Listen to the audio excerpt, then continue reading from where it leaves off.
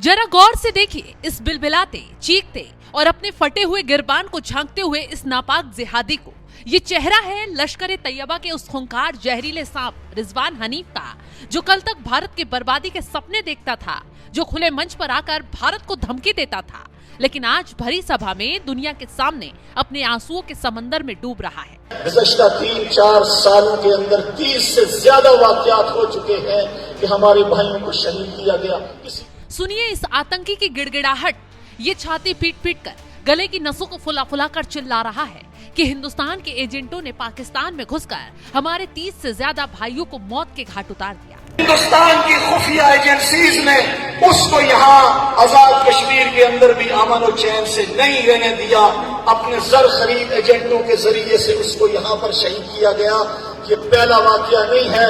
गुज़श्ता 3-4 सालों के अंदर 30 से ज्यादा वाकयात हो चुके हैं कि हमारे भाइयों को शहीद किया गया। किसी को पेशावर में, किसी को कराची में, किसी को पिंडी में, किसी को रावलाकोट में, किसी को मुजफ्फराबाद में। जुर्म क्या है? इन आतंकियों ने अभी तो सिर्फ ट्रेलर देखा है। भारत असली फिल्म आगे दिखाएगा तो आतंकियों का कलेजा पूरी तरह फट जाएगा। ठीक वैसे ही जैसे ऑपरेशन सिंदूर के दौरान हाफिज सईद के साथ हुआ। न सिर्फ ठिकाना तबाह किया गया, बल्कि उसके आतंकी परिवार को भी उखाड़ फेंक दिया गया। यानी ये तो बस शुरुआत है। और दूसरी तरफ जिस राम और घनश्याम के नाम पर पाकिस्तानी आतंकी जिहादी नफरत की आग भड़काते थे, जिस धर्म की आड़ को लेकर पाकिस्तान के आतंकियों ने पहलगाम में बेगुनाहों का कत्ल किया, आज उसी हिंदुस्तान की ताकत का खौफ इनकी नसों में जहर बनकर दौड़ रहा है। क्योंकि इन आतंकियों को अब सबक सिखाने मैदान में अननोन गनमैन आते हैं और ठोक कर चले जाते हैं। और इसी बात का डर मंच पर गिड़गिड़ाते हुए लश्कर तैयबा के ऑपरेटिव रिजवान हनीफ को सता रहा है।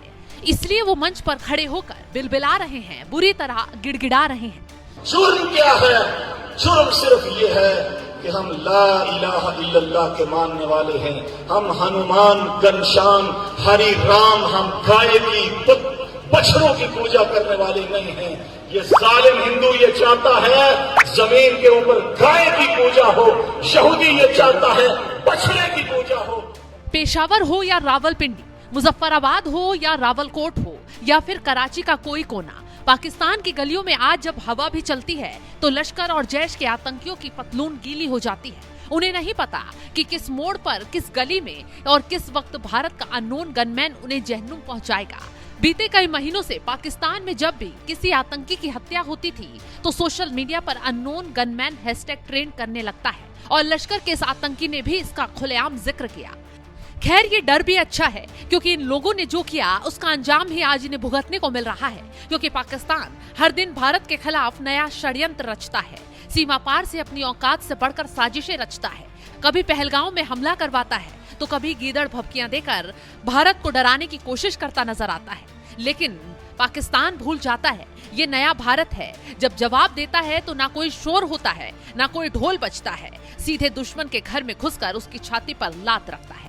और इसी का नतीजा है कि पाकिस्तान आज बैकफुट पर नहीं बल्कि घुटनों के बल रेंग रहा है। आतंकी माइक पर आकर खुद ही रो रहे हैं, अपने जख्म दिखा रहे हैं और चीख चीख कर दुनिया को बता रहे हैं कि हिंदुस्तान अब हमें छोड़ेगा नहीं।